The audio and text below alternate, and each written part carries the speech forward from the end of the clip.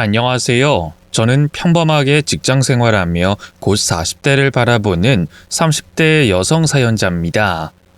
40이라는 나이를 앞두고 있는 지금, 저는 인생의 다음 단계를 위해 유독 생각이 많아지는 듯 한데요. 이런 제가 제 인생에 가장 잘한 일이 이혼이라고 한다면 여러분들이 이해해 주실까요? 무슨 사정이 있는지 궁금하시겠죠?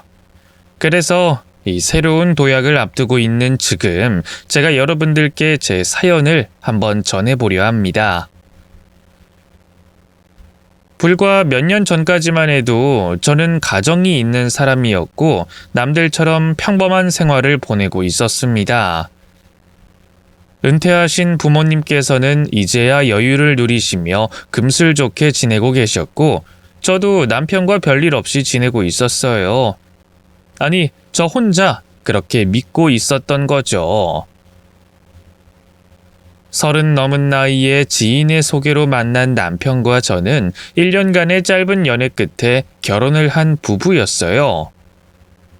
20대처럼 절절한 연애도 아니고 워낙 짜릿한 운명의 상대는 아니었지만 저와 남편은 꽤나 잘 맞는 편이라 생각했습니다.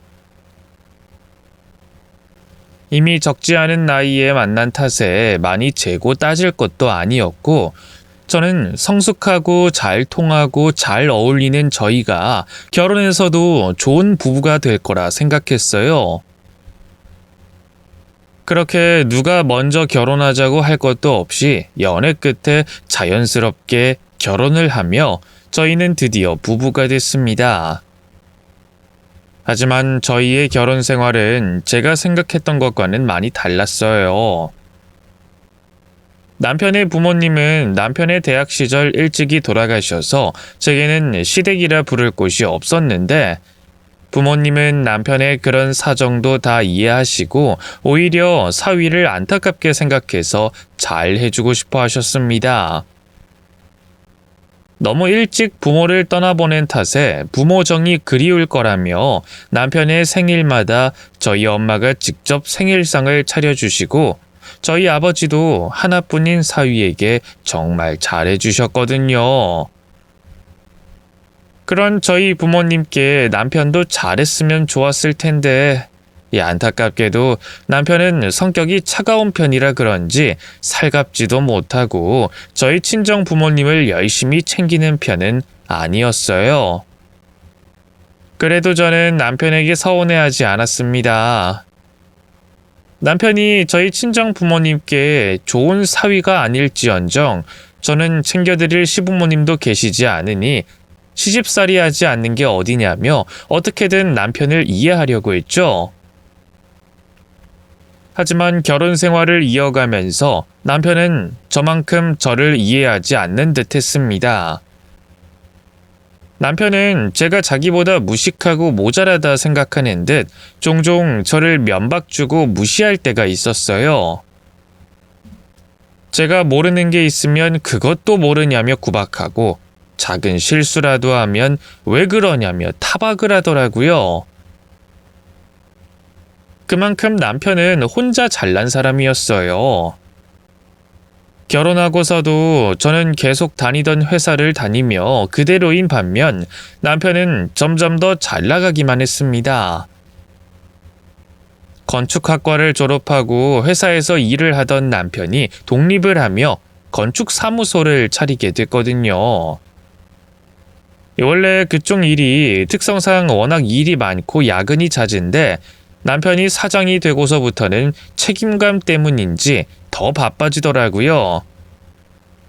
그렇다 보니 저는 언젠가부터 남편의 야근을 익숙하게 느끼게 됐고 바쁜 남편 때문인지 저희는 신혼이 지나서도 늦도록 아이 소식이 없었습니다. 그래서 부부 사이가 약한 건지 모르겠지만 남편과 제 사이에는 언젠가부터 벽이 생긴 듯 멀어져 가고 있었죠. 그러던 어느 날 제게 청천벽력 같은 일이 벌어지고 말았습니다. 여기 땡땡병원인데요. 최진규 씨, 이옥순 씨 자녀분 맞으신가요? 네, 제가 딸인데요. 근데 병원이란요? 병원에서 저를 왜 찾으시죠? 지금 최준규 씨와 이옥순 씨가 사고가 나셔서 저희 병원으로 이송되셨습니다. 그래서 따님분께 전화드린 거예요. 예? 사고요? 저희 부모님이 사고가 났다고요? 아니, 대체 무슨 사고인데요? 일단 유선상으로 길게 설명드릴 순 없고 지금 최대한 빨리 병원으로 와주셔야겠어요. 네, 알겠습니다. 우선 갈게요. 갑작스러운 부모님의 사고 소식에 깜짝 놀란 저는 곧바로 병원으로 뛰어갈 수밖에 없었습니다. 그 당시에는 남편에게 연락을 해야겠다거나 부모님이 돌아가셨을 때를 걱정하거나 아무 생각도 들지 않았어요. 그냥 다른 생각할 수 없이 무작정 달리는 수밖에 없었죠. 얼마나 경황이 없었던지 저는 제가 집안에서 신고 있던 슬리퍼를 신고 나갔다는 것도 한참 만에야 알았습니다. 그렇게 정신없이 부모님이 제발 무사하기만 바라며 병원으로 달려갔던 저는 부모님을 만나지 못하고 수술실 앞에서 저를 기다리는 간호사를 먼저 만나게 됐습니다. 저 최진규 씨, 이옥순 씨 만나러 왔는데요. 저희 부모님 어디 계세요? 따님이신가요? 예, 제가 전화 받은 딸이에요. 저희 엄마 아빠 어디 계세요? 괜찮으신 거예요? 설명은 천천히 해드릴 텐데 우선 지금 두 분 바로 수술 들어가셔야 하시거든요. 여기 사인 먼저 해주세요. 한시가 급하니까 일단 수술부터 받으셔야 해요. 사인이요? 여기다가 하면 되나요? 수술 사인 동의서에는 수술의 동의를 구하며 문제 시에 책임을 지지 않는다는 무서운 문구가 들어있었고 그 무서운 말에 곱씹을 새도 없이 저는 서둘러 서류에 사인을 해야 했습니다. 그런데 사인을 하고서야 저는 부모님이 큰 교통사고를 당하셨다는 이야기를 들을 수 있었습니다. 친척분의 장례식에 다녀오시던 두 분이 밤길에 졸음운전을 하던 화물차에 부딪히며 차가 거의 반파될 정도로 큰 사고를 당하셨다고 하셨어요. 화물차 기사는 곧바로 경찰로 넘겨져 구속수사를 받게 됐고 조사 결과가 나오기 전까지는 아무것도 알 수 없는 상황이었습니다. 그래도 고속도로 위에서 벌어진 사고라 목격자가 워낙 많았던 덕분에 곧바로 병원으로 실려 오셨지만 부모님의 상태는 심각해 보였습니다. 부모님께서 무려 10시간이 넘는 대수술을 받으셔야 했거든요. 그렇게 부모님의 수술을 기다리며 정신이 든 저는 뒤늦게 남편에게 연락을 취했습니다. 그리고 저는 남편이 한달음에 달려와 주길 바랬어요. 이런 상황에 제가 의지하고 기댈 수 있는 사람은 남편이 유일했으니까요. 하지만 눈물 섞인 제 전화를 받은 남편은 지금 당장 올 수 없다는 말뿐이었어요. 뭐? 장모님이랑 장인어른이 사고를 당하셨다고? 어쩌다가? 아니, 많이 다치셨대? 모르겠어. 난 도착하자마자 뵙지도 못하고 수술실로 들어가셔서 잘 몰라. 근데 상대차가 화물차라서 사고가 컸는지 차가 폐차 수준으로 찌그러졌대. 어떡해? 그런 상황에 당연히 아내에게 달려가는 것이 보통 남편들의 태도겠죠. 저 역시 제 남편이 저희 부모님의 사고 소식을 듣고 제 걱정을 먼저 해줄 거라 생각했습니다. 하지만 남편은 빨리 와달라는 제게 회사 이야기를 꺼내더군요. 아니, 어쩌다 그런 사고가 나셨대.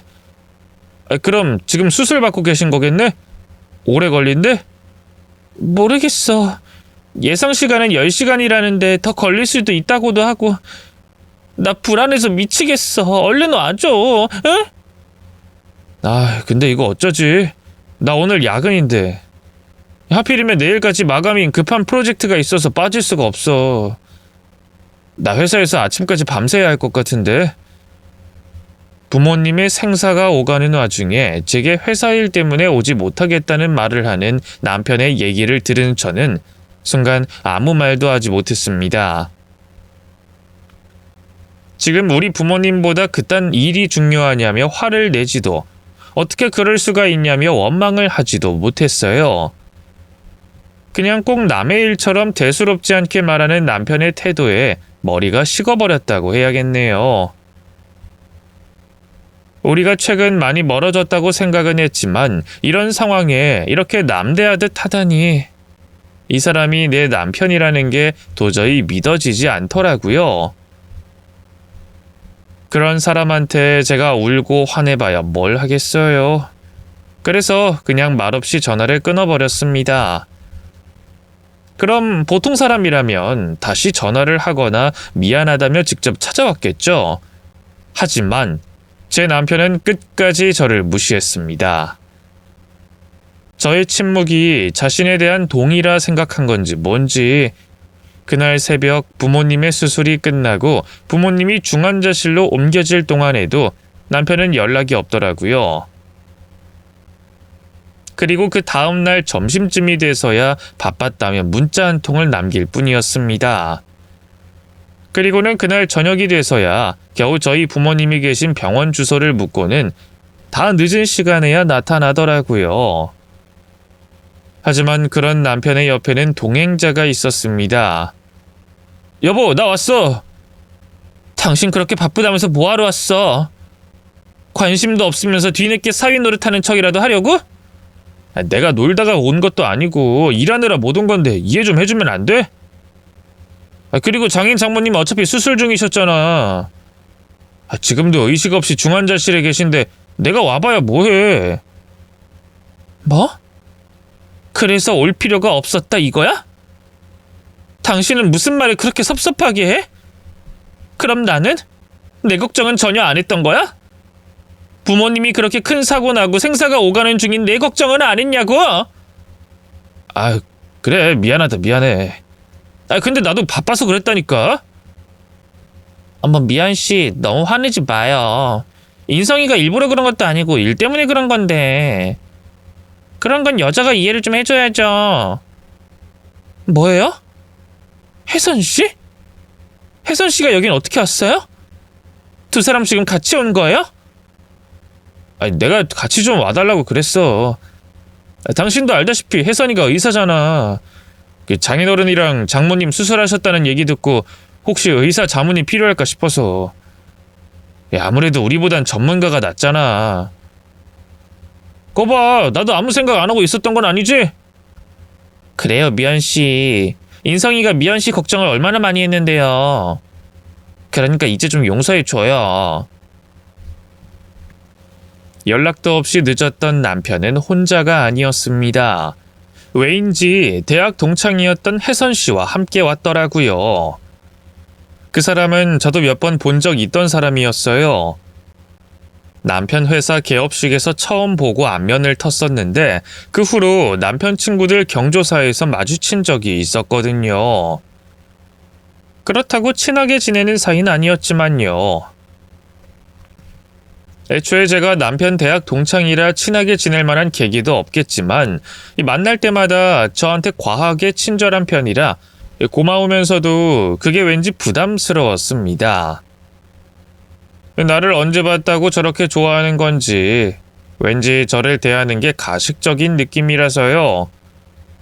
그래서 조금 껄끄럽게 생각했는데 남편은 그 친구 성격이 워낙에 밝고 긍정적이라 원래 그런 사람이라며 그걸 불편하게 생각하는 저를 되려 이상하게 여기더라고요.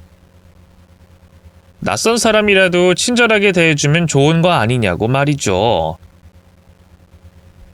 제가 원래 외향적인 사람은 아니라 남편이 가끔 저를 이해하지 못하고 답답하게 생각했거든요.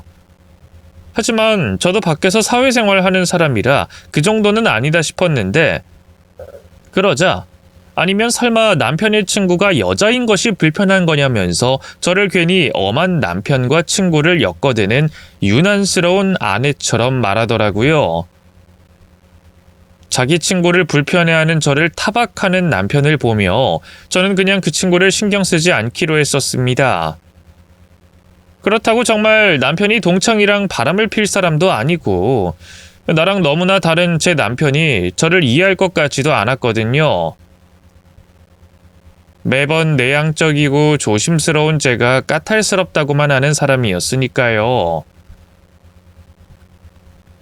어쨌든 그래서 저는 그 후로 남편의 모임에 잘 나가지도 않았고 자연스럽게 혜선 씨를 만날 일도 없었습니다.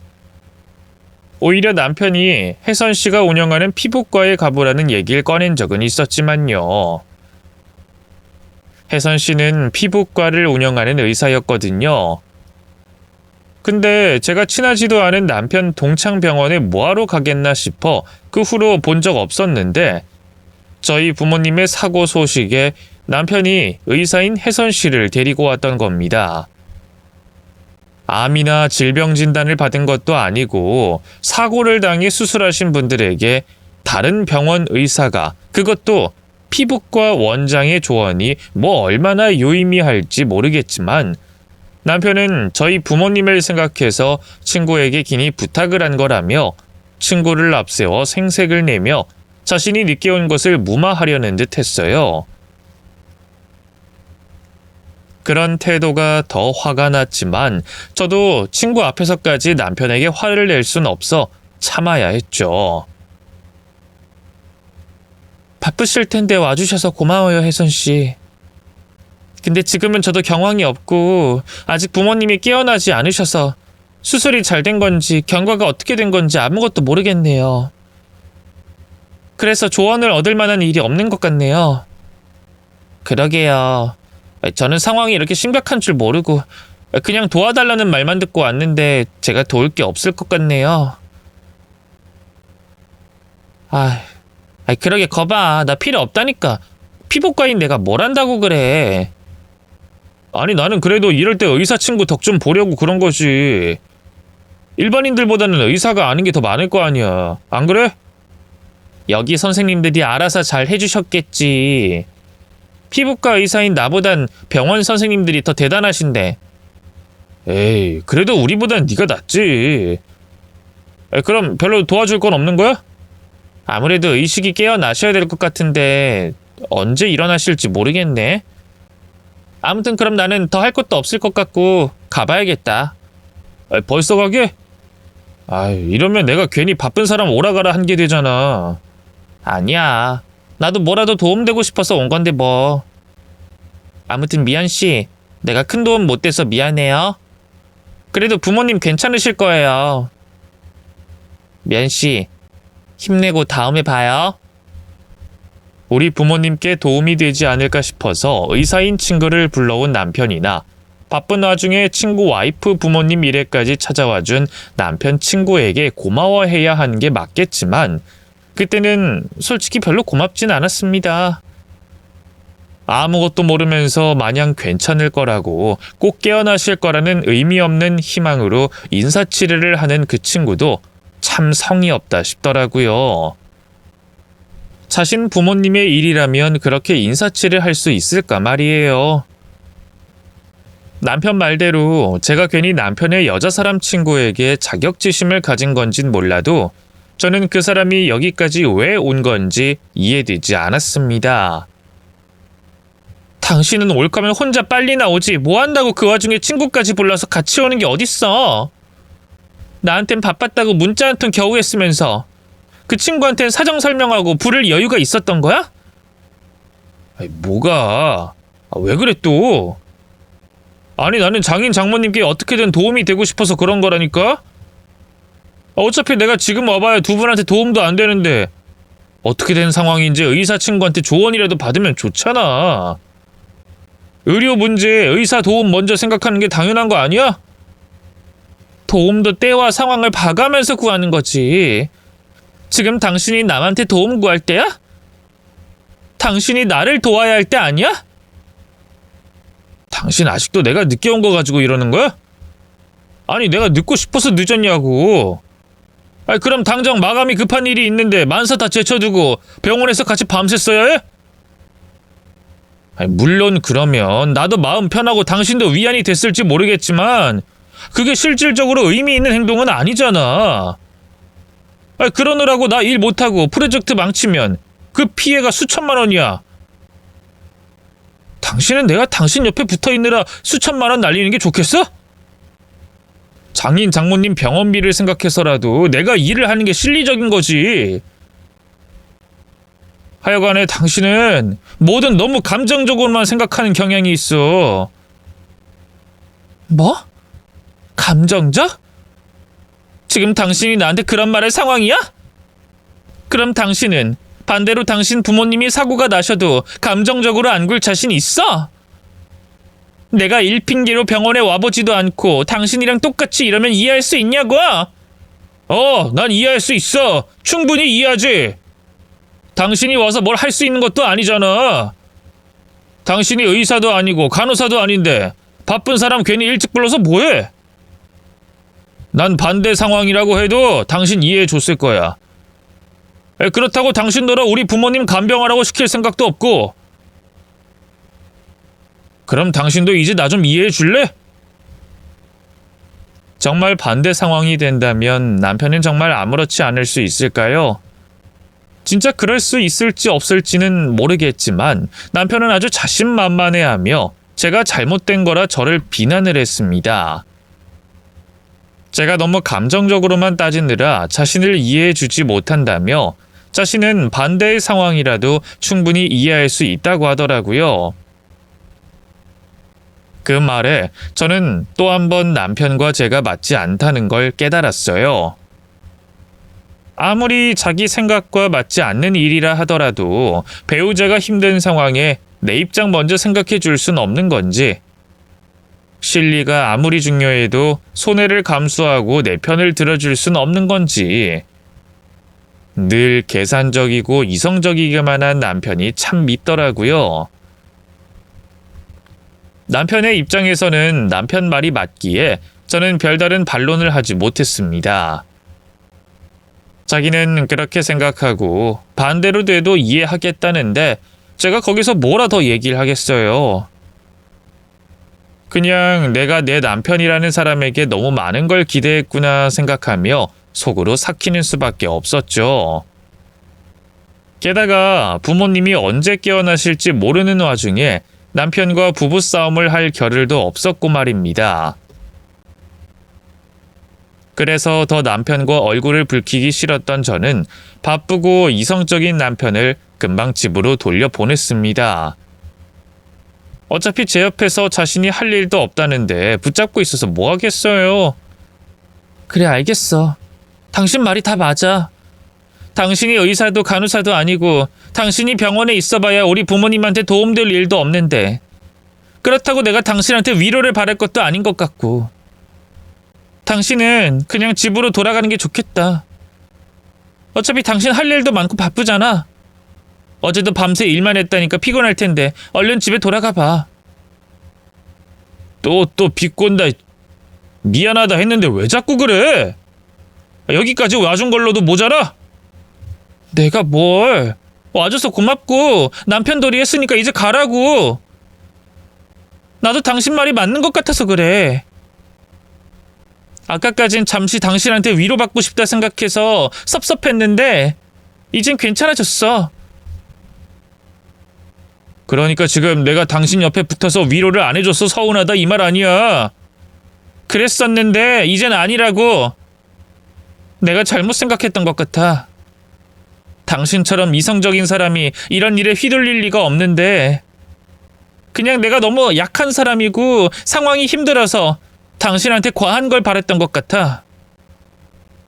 당신 말대로 당신은 해야 할 일이 있는 사람이고 이상하게 당신이 큰 힘이 될 것 같지도 않으니까 그냥 집에 가라고. 아이, 진짜 사람 마음 불편하게 왜 그래 정말. 그럼 내가 만사 다 내팽개치고 병원에 있을까? 그래, 알겠으니까 가서 일해. 가라는데도 왜 불만스러워하는 거야? 남편이 그렇게 말하기에 알겠다고, 이해한다고, 그러라고 했을 뿐인데 제가 돌아가 보라고 말하니 남편은 제가 또 감정적으로 서운해하며 남편을 불편하게 한다며 타박이었습니다. 위로를 바래도 감정적이라 하고 필요 없다고 하니 또 감정적으로 군다고 하니 저는 대체 어떤 태도를 취해야 할지 모르겠더라고요. 남편에게 제 말은 전부 투정일 뿐이니 그런 것이겠죠. 더 말씨름할 힘도 없던 저는 남편을 억지로 병원 밖으로 내보냈고, 남편은 가뜩이나 힘든 제게 유난스러운 아내라는 소리를 하며 화가 난 얼굴로 사라져갔습니다. 제가 제일 힘든 순간에 가장 기대고 싶은 사람에게 그런 소리를 듣다니. 저는 그제서야 제 결혼 생활이, 제 인생이 얼마나 엉망이었는지 깨달을 수 있었어요. 하지만 그런 고민을 할 시간도 없이 부모님의 상태는 점점 나빠지기만 하셨습니다. 수술을 하고 몇 날 며칠이 지나도록 부모님은 깨어날 기미가 보이지 않으셨고, 의식 없던 부모님은 번갈아가며 큰 고비를 넘기셔야 했어요. 의사 선생님은 사고가 너무 컸던 데다가 두 분이 연세가 적지 않아 회복할 가능성이 너무 낮다고 하셨지만, 저는 도저히 희망을 놓을 수가 없었습니다. 두 분이 돌아가시면 하루아침에 고아가 된다는 것을 도저히 견딜 수 없을 것 같았거든요. 그래서 두 분이 제발 깨어나시기만 바라며 하루에도 몇 번씩 간절히 기도를 드렸지만, 저의 기도는 결국 이루어지지 않았습니다. 두 분이 사고를 당하시고 꼬박 한 달째 되던 날, 두 분은 약속이라도 하신 듯 몇 시간 간격으로 나란히 떠나시고 마셨습니다. 살아생전에도 유독 금슬이 좋아 부러움을 사셨던 두 분이라 가시는 날에도 한 분이 한 분을 따라가셨나 봐요. 그렇게 몇 시간 사이 엄마 아빠의 호흡기를 떼야 했던 저는 결국 고아가 되고 말았습니다. 그렇게 부모님의 부고 소식을 전해들은 남편은 다행히 이번엔 제 시간에 맞춰 와줬더라고요. 맨날 바쁘다며 클라이언트들이 닥달하느니 많이 하더니, 그래도 상처는 이해를 해주는지 남편이 웬일로 회사 일을 뒤로 한 채 상주를 서주더라고요. 이걸 고맙다고 해야 하는지, 솔직히 말하면 이 살아생전에는 챙기지도 않던 사위가 하나뿐인 딸 대신 상주를 해야 한다는 게 짜증이 났지만 말이죠. 그래도 늘 공사다망하며 바쁘던 남편이라 그런지 경조사에 부를 사람들이 많아서 좋겠더라고요. 저야 부를 사람이라고는 회사 사람들이나 친구들 몇 분이라 조촐했는데, 그래서 오히려 제 지인들보다는 남편 친구들을 맞이하느라 더 바빴었네요. 그리고 그 친구들 중에는 병원에 왔었던 혜선 씨도 있었죠. 미연 씨, 너무 유감이네요. 저는 정말 두 분이 괜찮으실 줄 알았는데, 꼭 건강하게 깨어나실 줄 알았는데 이렇게 가실 줄은 몰랐어요. 어떻게 이런 일이 있대요? 워낙 사고가 컸어서 한 달이나 버티신 게 대단하신 거라고 하시더라고요. 그런 얘기를 들으면서 진작 마음의 준비를 했어야 하는데, 제가 차마 두 분을 보내드릴 자신이 없어서 외면하고 싶었나 봐요. 원래 사람 일이라는 게 어떻게 될지 모르는 거라잖아요. 그래도 두 분이 같이 가셨으니 어쩌면 다행일지도 몰라요. 두 분이 끝까지 같이 눈 감으신 걸 보면 두 분 금슬이 참 좋으셨나 봐요. 너무 부럽네요. 저희 부모님이 누워 계실 때도 찾아와 주고 장례식까지 찾아와 준 걸 보며 분명 고마워해야 하는 게 맞는 건데, 저는 이상하게 이 혜선 씨를 보는 게 불편하기만 했습니다.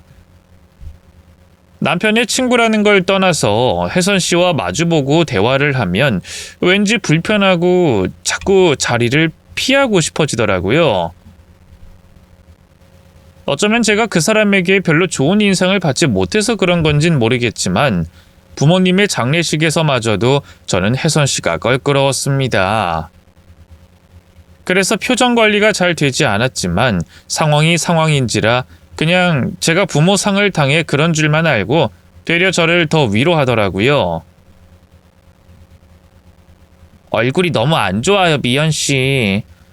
물론 하루아침에 부모님 보내드린 사람한테 안부 묻는 게 의미 없겠지만 그래도 기운 내셔야죠. 부모님 끝까지 잘 보내드리려면 힘내요, 미연 씨. 그래야죠. 먼 길 와줘서 고마워요, 혜선 씨. 아니에요, 고맙긴요. 뭐 저야 당연히 해야 할 일인데요. 미연 씨가 남도 아니고 우리 인성이한텐 하나뿐인 가족이잖아요. 인성이 부모님이 일찍 돌아가시고 늘 혼자인 게 안타까웠는데 결혼해서 가족이 생겼다니 다행이다 싶었더니 장인 장모님까지 일찍 돌아가셔서 참 안타까워요. 그래도 이제 둘 다 비슷한 처지 됐으니 서로 잘 이겨내줘야죠. 위로인지 뭔지 와닿지 않는 말을 듣고 있으려니 남편이나 남편 친구나 참 비슷하다는 생각이 들었습니다.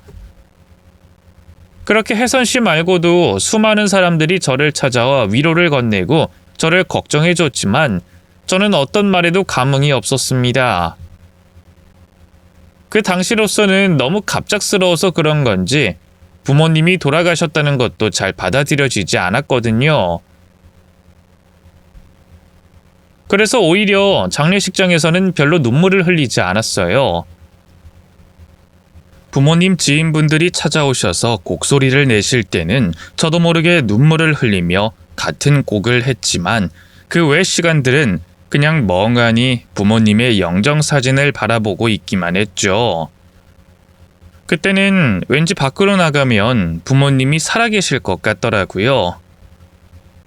차라리 병환이었으면 마음의 준비라도 했을 것을.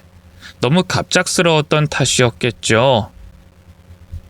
그렇게 정신없는 장례식을 치른 후 부모님을 나란히 납골당에 안치한 저는 집으로 돌아갔습니다.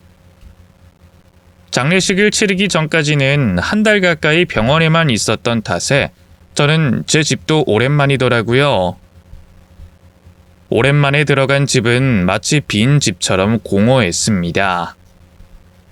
저도 병원에 있느라 집을 비운 와중에 남편도 바쁘다고 회사에서 먹고 자고 했으니 그럴 수밖에요.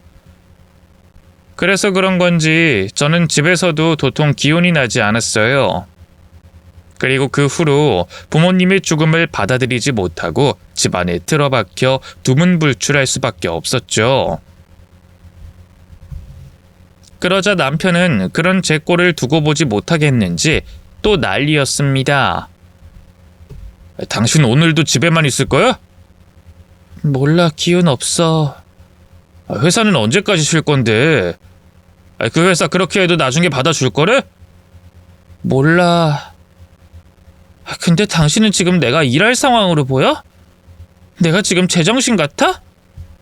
아니, 장인 장모 돌아가신 지가 벌써 한 달이 넘었는데 아직도 이러고 있으면 어떡해? 시간이 그만큼 지났으면 당신도 정신 차려야지. 부모님 치른 게 당신 하나뿐이야? 나는 더 어렸을 때 2분 보냈지만 이렇게까지 하진 않았는데 당신은 왜 이렇게 유난이야? 내가 유난이든 말든 당신한테 피해주는 거 없잖아. 어차피 집에 자주 오지도 않으면서 나한테 왜 참견이야? 뭐? 당신 지금 나한테 짜증내는 거야? 남편은 걱정해서 말해줬더니 저 말아도 꼴하지 마라. 그래, 자주 오지도 않는 집에 올 때마다 방에 처박혀서 이러고 있으니 말하는 거지. 그래서 뭐 언제까지 이러고 있을 건데? 30 한참 넘어서 적은 나이도 아닌 주제에 뭐 그렇게 부모 잃은 게 서럽다고 이러냐? 당신 말 다 했어? 같이 사는 아내 위로해주지도 못하는 사람이 웬 참견이냐고 대체? 이러고 살던 저러고 살던 내가 알아서 할 테니까 당신은 그냥 내 일에 신경 꺼. 처음부터 나한테 관심도 없었잖아. 아, 그래? 그럼 어디 네 마음대로 해라. 나도 이제는 짜증나서 더 못 봐주겠네. 회사에 복직할 생각도 못하고 방 안에만 틀어박혀 있던 저는 당시 제정신이 아니었습니다. 위로가 필요한 상황에 남편마저 일 때문에 바쁘다며 밖으로 도는 와중에 텅 빈 집에서 제가 무슨 생각을 할 수 있었겠어요. 그러다 보니 우울증처럼 상태가 점점 나빠져 가더라고요. 제가 조용한 성격인 건 맞지만 우울한 성격은 아니었는데 부모님의 죽음이 제게 생각보다 큰 충격이었던 모양입니다. 게다가 부모님이 떠난 뒤로 남편과는 완전히 별거한 상태처럼 사이가 멀어지다 보니 저는 기댈 곳도 없었고 주변에서 위안을 받지 못한 제가 살아야 할 이유를 잃은 듯했어요. 그렇게 혼자 우울에 갇혀 지내던 어느 날, 저는 이대로는 안 되겠다는 생각을 하게 됐습니다. 그래서 결국 난생 처음으로 정신과까지 찾아가 상담을 받게 됐죠. 그리고 그게 저한텐 꽤 큰 도움이 됐어요. 혼자 되뇌이고 삭히던 감정들을 입 밖으로 꺼냈더니 생각이 정리가 되고 많은 위안이 되더라고요. 선생님이 제 이야기를 들어주시면서 공감해 주시는 것도 감사하고 그제서야 조금은 정신이 드는 듯 했어요. 저한테는 제 이야기를 들어줄 사람이 필요했던 것이구나 하는 걸 깨닫게 됐죠. 하지만 가장 가까워야 할 남편이 제게 무심하고 저를 무시했으니 제가 누구한테 그런 이야기를 할 수 있었겠어요. 덕분에 정신과를 다니며 우울을 극복한 저는 몇 달 만에야 부모님의 죽음을 받아들일 수 있었습니다. 드디어 부모님이 제 곁에 없으시다는 걸 받아들이고 앞으로를 살아갈 작정이 들었던 거죠. 그제서야 현실로 돌아온 저는 부모님을 떠나보낸 뒤 한참 만에야 부모님의 집을 찾아갈 수 있었습니다. 그동안에는 부모님의 죽음을 받아들이지 못해서 두 분이 안 계신 집 대문을 열 자신이 없었거든요. 그래서 부모님의 유품 정리도 하지 못하고 몇 달을 방치해야 했어요. 물론 저 혼자 뭘 할 만한 기력도 없었지만요. 어쨌든 몇 달 만에야 정신을 차렸으니 더 이상 미룰 수 없다 싶었던 저는 마음을 먹은 즉시 부모님의 집으로 찾아가게 됐습니다. 그렇게 열쇠로 대문을 열고 안으로 들어가려는데 마당에서 누군가 나오는 소리가 들렸어요. 순간 저는 도둑이 들었을 거라 생각하며 소스라치게 놀랄 수밖에 없었습니다. 누구세요? 당신 누구야? 어머, 왜 남의 집 대문을 함부로 열어요? 당신이야말로 누구신데요? 예? 남의 집이라뇨? 여기 저희 부모님 집인데 그쪽은 누구세요? 저희 부모님 집에서 뭐 하시는 거예요? 제가 여기 집주인인데요. 아, 이전에 사셨던 분들 따님이신가 보다. 아니 근데 모르셨어요? 한 달 전에 집 팔렸는데. 저희가 여기 이사 온 지 벌써 몇 주가 됐어요. 저희 부모님 집이 팔렸다는 말에 저는 어안이 벙벙했습니다. 나는 내놓은 적도 없는 집이 어떻게 팔렸다는 건지 처음엔 그 여자가 헛소리를 한다 생각했죠. 그런데 그 여자가 가져다 보여준 서류를 보니 정말 그 말이 맞더라고요. 심지어 계약서에는 제 도장과 이름까지 찍혀 있었어요. 하지만 제가 그 집을 팔았을 리는 없었죠. 그럼 대체 이게 무슨 상황인지 저는 당황스러웠습니다. 분명 서류에 내 이름이 있는데 누가 나 대신 내 이름을 사칭해서 우리 부모님 집을 팔았을까 싶더라고요. 그러자 그 여자가 아주 놀라운 이야기를 해줬습니다. 아니, 그쪽 남편이 위임장까지 가지고 와서 거래했어요. 와이프가 아파서 병원에 있는데 급매를 하고 싶어 한다고 그러길래 우린 그런 줄만 알았지. 근데 부부간에 상의가 안 된 일이에요? 아니 어떻게 그런 일이 다 있어? 그래도 우린 아무 잘못 없어요. 계약서까지 제대로 썼는데. 새 집주인의 말로는 제 남편이 제게 위임을 받았다며 제 도장과 신분증으로 거래를 했다고 하더라고요. 제가 병원에 있어서 직접 올 수 없었다는 핑계까지 대면서 말이죠. 그 이야기를 듣게 된 저는 깜짝 놀라 급히 집으로 돌아가게 됐습니다. 그리고 남편의 책상을 뒤져 남편의 주거래 은행 통장을 찾았어요. 평소 저와 남편은 각자 돈 관리를 따로 하는 편이었지만 요즘 같은 시대에도 은행에 직접 가서 통장 관리를 하곤 하는 남편이 통장을 어디 보관하는지 정도는 알고 있었거든요. 아마 제가 그 사실을 알고 있다는 걸 남편은 모를 테지만요. 그렇게 남편의 통장을 확인한 저는 남편의 통장에 찍힌 이름 3자에 놀라고 말았습니다.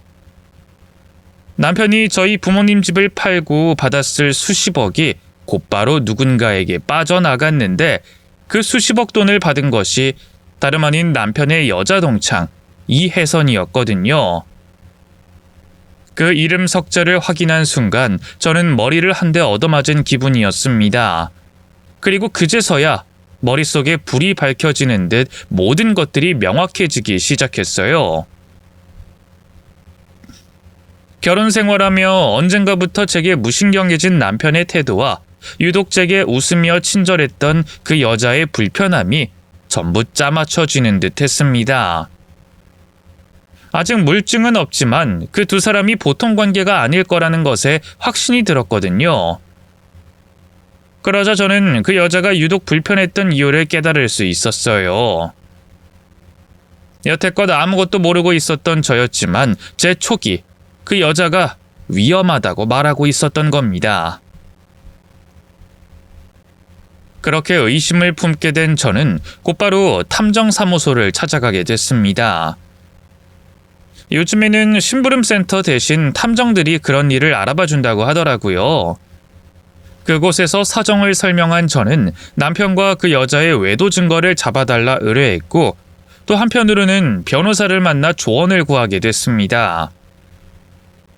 남편이 저 몰래 바람을 피는 게 확실해진다면 남편이 제게 말도 없이 저희 부모님의 집을 팔아치운 행위도 이유가 설명이 되겠죠.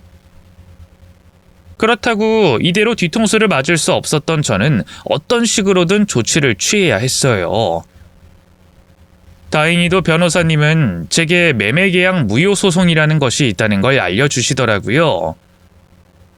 제가 직접 계약을 체결하지 않았고 거래에 부정이 있었다는 걸 입증한다면 계약 자체가 무효가 되고 제가 부모님의 집을 다시 되찾을 수 있다는 것이었습니다. 그렇게 제 상황을 구제할 방법을 찾던 저는 얼마 뒤 탐정사무소로부터 남편의 사진들을 받게 됐습니다. 남편이 그 여자 병원 앞에서 여자를 태우고 둘이 같이 호텔로 들어갔다가 나오는 것부터 차 안에서 들러붙어 애정행각을 하는 것들까지 누가 봐도 부정하지 못할 외도 증거들이 들어있더라고요. 그렇게 두 사람 불륜 관계를 확인한 저는 허탈한 마음을 숨길 수가 없었습니다. 그리고 뒤늦게 알아보니 그 두 사람이 학교 다닐 적부터 아주 유명했었더라고요. 그 두 사람은 학창시절 CC였답니다. 같은 학교 과팅에서 만나서 연인까지 됐고 그 여자가 의사시험 보는 내내 제 남편이 그 여자 뒷바라지를 해줬었더라고요. 그런 둘이 어찌나 유난스럽게 사랑을 했었는지 진작부터 결혼할 거라고 떠들고 다녀서 동창들은 전부 그 둘이 결혼을 할 줄 알았더래요.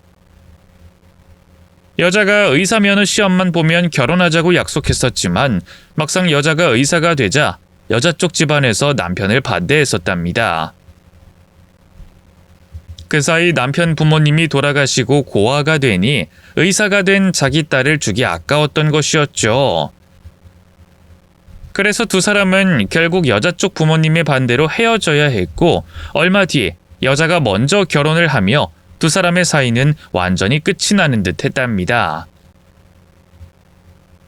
그 여자는 돈 꽤나 있는 졸부집에 시집가서 병원 개원까지 약속받으며 결혼을 했고 그 후로 한참 방황하던 남편은 늦은 나이에 저를 만나서 결혼을 했었던 거죠. 그 여자가 제 남편과 결혼했더라면 아마 그 여자는 지금쯤 남의 밑에서 월급 의사나 하고 있었을 텐데 여유 있는 시댁 덕분에 원장 노릇하고 있었던 거죠.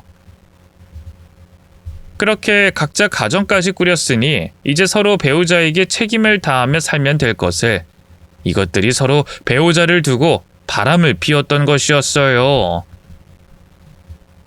이것들이 나 몰래 바람을 피고 있었구나 하는 것을 알게 된 저는 그동안 남편의 행동을 돌이켜보며 기가 막혔습니다. 그동안은 남편과 내 성격이 너무나 달라서 그런다고 생각했던 것들이 이 사실은 바람난 남편의 추태였을 줄은 정말 몰랐거든요. 자기는 바람 피는 사람이 제일 싫다며 제 앞에서 그리도 청렴결백한 척을 하더니 결국 지가 바람을 폈네요.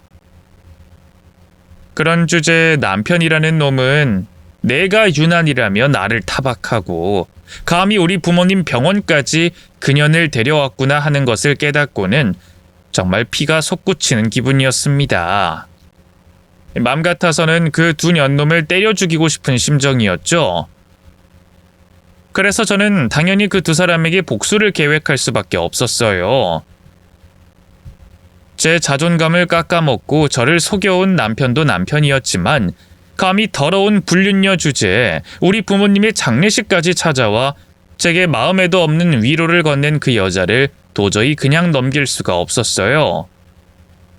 그래서 저도 어떻게든 이 고통을 돌려줘야겠다 생각했습니다. 저야 부모님도 돌아가셨고 남편과도 당연히 이혼할 테니 더 잃을 게 없는 사람이지만 뒤에서 몰래 바람 피고 다닌 그것들은 잃을 게 참 많은 사람들이잖아요. 그래서 저는 남편에게 제가 모은 증거들을 보여주며 협박을 했습니다. 당신이 그동안 왜 그렇게 바쁜가 했더니 바쁠 수밖에 없는 이유를 이제서야 알았네. 언제는 바람 피는 사람이 제일 싫다 그러더니 바람을 필 거면 그런 소리를 하질 말았어야 하는 거 아니야? 여보, 당신 이거 어떻게 알았어? 당신 설마 내 뒤에 사람 붙였어? 그럼 당신은 내가 언제까지 등신처럼 당하고 있을 거라 생각한 건데? 지렁이도 밟으면 꿈틀한다는데 내가 겨우 당신 뒤에 사람 붙인 거 가지고 놀라는 척하지 마. 나야말로 당신이 내 뒤에서 한 짓거리들 보며 구역질 날 정도니까. 정말 더럽고 추잡스러워서 도저히 봐줄 수가 없더라.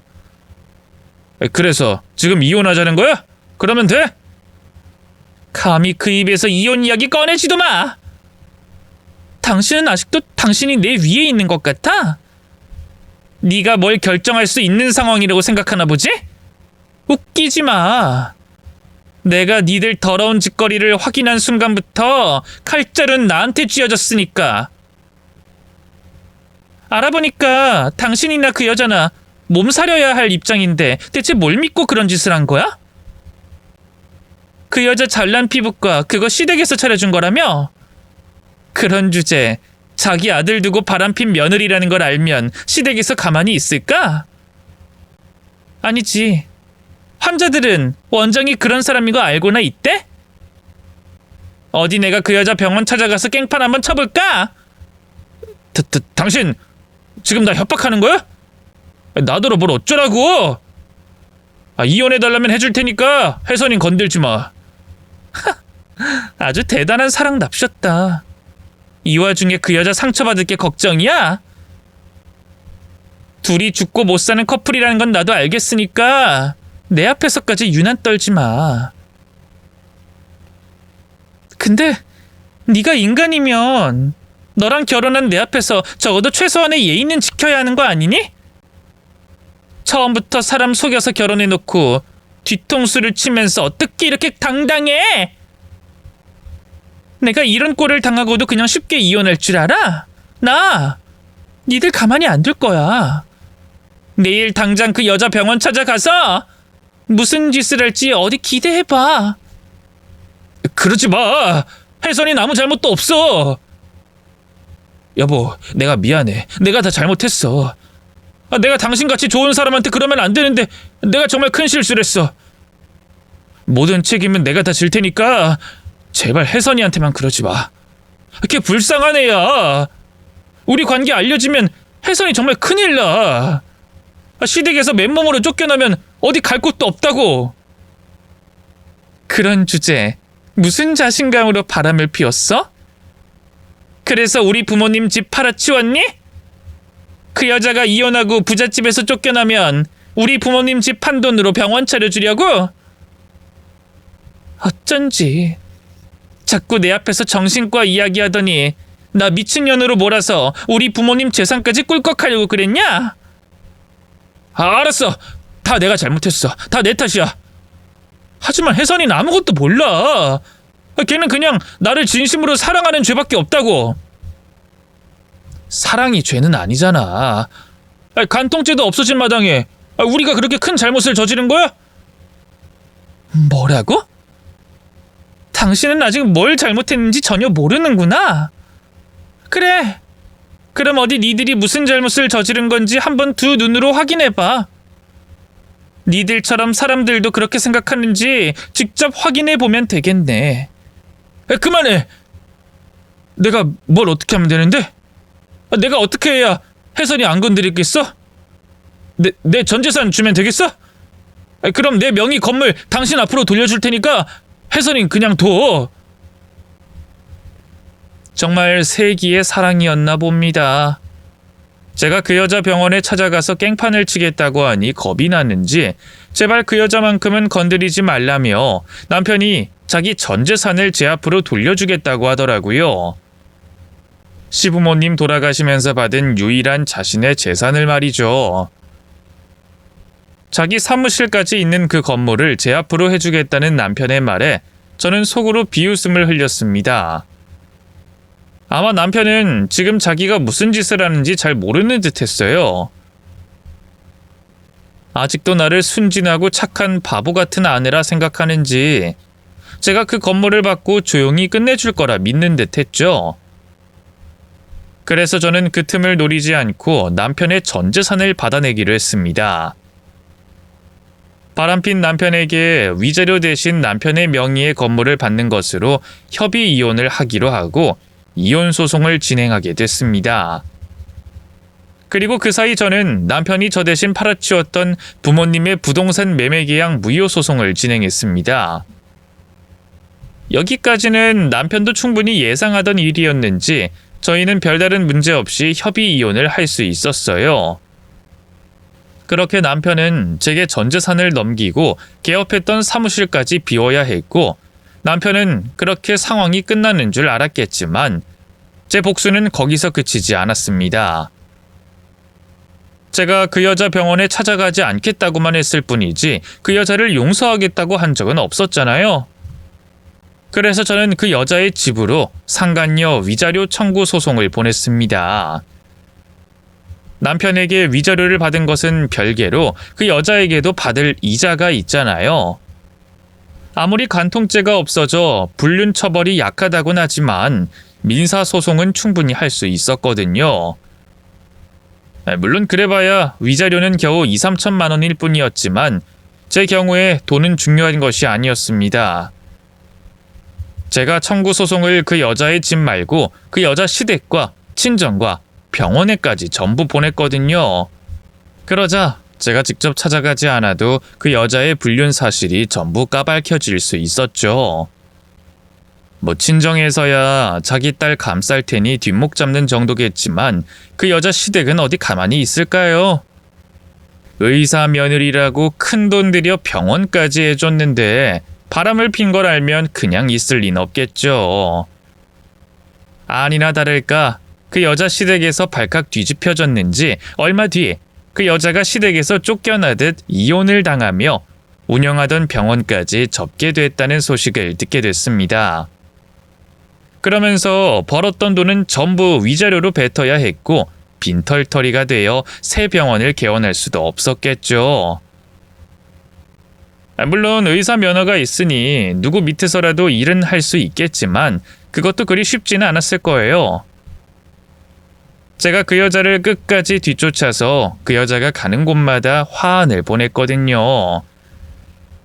불륜녀의 새 출발을 축하한다는 화환을 몇 번 보냈더니 쪽이 팔려서 일을 못하겠던지 한동안 새로 취직을 했다는 소식이 들리지 않더라고요. 그리고 제게 건물을 넘기고 다른 곳에서 개업을 한 남편 역시 불륜남 꼬리표가 붙어 일이 끊겼다는 소식을 들었죠. 남편이 신혼부부 인테리어를 주로 하다 보니 그런 소문이 치명적이었거든요. 세상에 어떤 멀쩡한 커플이 불륜남에게 일을 맡기고 싶겠어요. 그렇게 되면서 결과적으로 남편과 그 여자는 완전히 망하게 됐습니다. 어려운 상황에서는 그 대단한 사랑도 별 수 없었던 건지 불륜 관계였던 두 사람도 결국 헤어지게 됐다고 하더라고요. 그 후로 남편이 제게 원망을 가지고 몇 번 찾아왔지만 제가 남편을 스토킹 범죄로 신고하며 그마저도 쉽지 않게 됐죠. 이혼한 남편이 전처를 찾아온다니 요즘엔 이런 것도 범죄거든요. 그렇다고 지 손으로 제게 합의 명목으로 넘긴 건물을 다시 받아갈 수도 없고 결국 전 남편은 직궤에 지가 걸려 넘어진 셈이 됐습니다. 아직도 제가 순진하고 무식한 와이프라 생각하는지 모르겠지만 아마 지금쯤이면 저를 쉽게 본 것을 톡톡히 후회하고 있지 않을까 싶네요. 그렇게 저는 결국 이혼녀가 됐지만 더 이상 후회는 없습니다. 부모님까지 돌아가시며 혼자가 됐어도 그런 남편과 같이 사느니 혼자가 낫다는 걸 깨달았거든요. 게다가 아주 속 시원하게 역대급 복수도 했고 말이에요. 그래서 이제는 그 두 인간들에게 복수한 것을 제 자부심으로 여기며 혼자 잘 살아가 보려 합니다. 비록 이혼녀지만 전 남편에게 뜯어낸 돈도 있고 넉넉한 유산도 있으니 아마 이대로 혼자 늙어도 초라할 일은 없을 것 같네요. 그럼 혼자가 된 저의 새 출발을 응원해 주시길 바라며 제 이야기는 여기서 마치겠습니다. 감사합니다.